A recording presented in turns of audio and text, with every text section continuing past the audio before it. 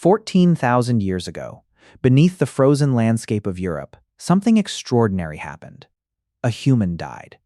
And beside them, a young dog was buried. At Bonn Castle, archaeologists discovered the remains of a puppy laid to rest alongside two humans. But this was no ordinary animal. The puppy had survived repeated attacks of a deadly disease, meaning someone had cared for it, fed it, cleaned it, and kept it warm. Think about that. In a world where every meal could mean survival, why waste precious resources on a sick animal? Perhaps because this was the beginning of one of the greatest alliances in human history.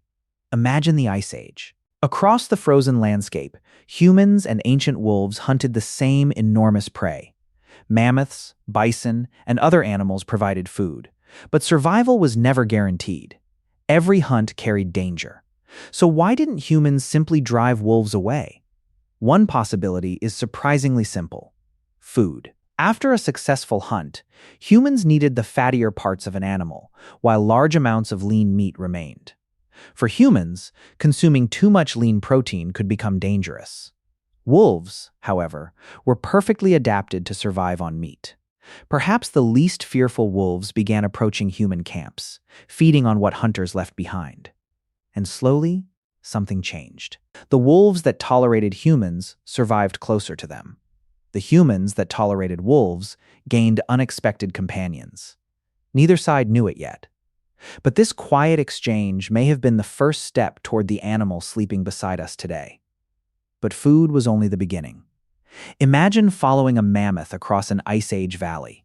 Its footsteps shake the ground. Its breath rises into the freezing air.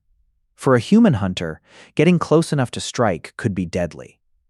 Now imagine several wolf-like animals circling from the opposite side.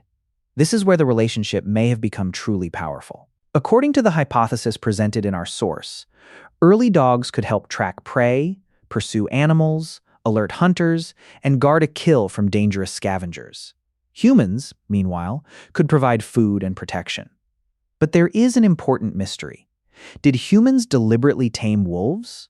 Or did the boldest wolves slowly tame themselves by choosing to live near human camps? Scientists still debate exactly how this transformation happened. What we do know is that ancient dog remains eventually begin appearing alongside human communities. And once that happened, hunting was no longer simply human versus animal. It had become something far more dangerous and far more effective: a team. Now imagine the same partnership becoming a permanent part of daily life. A dog could warn a camp when danger approached. It could help track prey through snow, follow a scent humans could never detect, and protect valuable food after a hunt.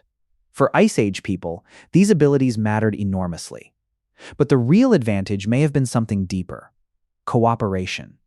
Humans could use intelligence, tools, fire, and communication.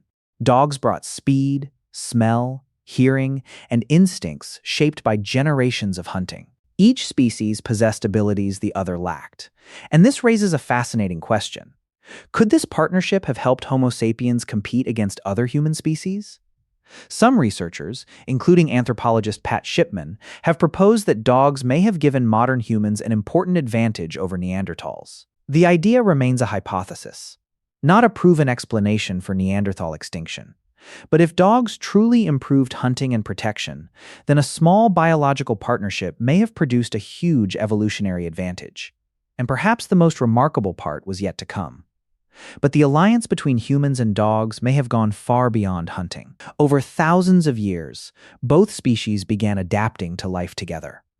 Dogs became better at reading human gestures, movements, and attention. Humans, in turn, became remarkably sensitive to canine behavior. Think about your own dog for a moment. Have you ever noticed how easily a dog can understand where you are looking, even without a word? That ability may have deep evolutionary roots. Scientists have also discovered something even more fascinating. When humans and dogs interact closely, especially through mutual eye contact, both can experience changes involving oxytocin, a hormone strongly associated with social bonding. It almost resembles the biological connection between parents and infants. But remember, not every detail of this story is settled science. Researchers continue to debate exactly when and how these traits evolved. Still, one thing is difficult to ignore. At some point in prehistory, a wild predator stopped seeing humans simply as competitors, and humans stopped seeing it as just a predator. They began seeing each other as partners. So, if you were an Ice Age hunter, would you have trusted a wolf enough to let it sleep beside your fire? Then came one of humanity's greatest migrations. As ancient people moved across northern Asia and eventually toward the Americas, their four-legged companions traveled with them. According to genetic research discussed in our source, ancient dogs were already associated with human populations thousands of years ago, and some dog lineages later accompanied people across Beringia, the ancient land bridge connecting Siberia and North America. Imagine that journey. Freezing winds, endless snow, no roads, no vehicles. No guarantee that either human or animal would survive. Yet somehow, they moved together. For the humans, dogs could provide companionship, protection, tracking abilities, and help around camp. For the dogs, humans offered food, shelter, and security. And this is where the story becomes bigger than one species. Dogs were no longer simply surviving beside humans. They were traveling with us. Where humans went, their closest animal companions could follow. And together, they entered landscapes that neither species had ever seen before. But perhaps the greatest transformation happened when the Ice Age finally began to fade. Eventually, the glaciers retreated.